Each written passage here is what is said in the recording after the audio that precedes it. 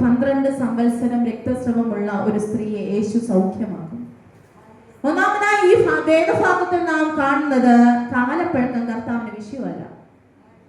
12 സംവത്സരം കാലപ്പഴക്കം കർത്താവിന് വിഷയമല്ല. നിന്റെ കുടുംബം കർത്താവിന് വിഷയമല്ല. നിന്റെ നാട് കർത്താവിന് വിഷയമല്ല. നീ എന്ന വ്യക്തി പോലും കർത്താവിന് വിഷയമല്ല. ഹല്ലേലൂയ. കർത്താവ് സെലക്ട് ചെയ്താൽ ആർക്കും വേണ്ടാത്തതിനെ സെലക്ട് ചെയ്യത്തുള്ളൂ. ബലഹീനതായതിനെ സെലക്ട് ചെയ്യത്തുള്ളൂ. കാരണം എന്തിനെന്നറിയാമോ? ബലവാനെ ലജ്ജിപ്പിക്കാൻ ആ ബലഹീനമായതിനെ തിരഞ്ഞെടുത്തേ. എല്ലാം ഉള്ളതിനെ തിരഞ്ഞെടുത്ത ദൈവത്തിന്റെ പാദപീഠത്തിൽ അത് ഇരിക്കത്തില്ല. പന്നിയെ പിടിച്ച് മെറ്റയിരുത്തിയ മെറ്റെ കിടക്കുമോ പന്നി?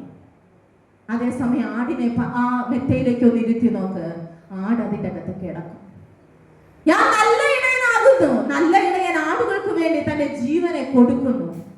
യേശു കർത്താവാകുന്ന ഇടയന്റെ ആടുകളായ നമ്മെ വഴി നടത്തേണ്ടത് എന്റെ അപ്പന്റെ ചുമതലയാണ്. നിന്റെ സകല ചിന്താകുലവും കർത്താവിന്റെ കയ്യിൽ ഇട്ടുകൊള്ളണം.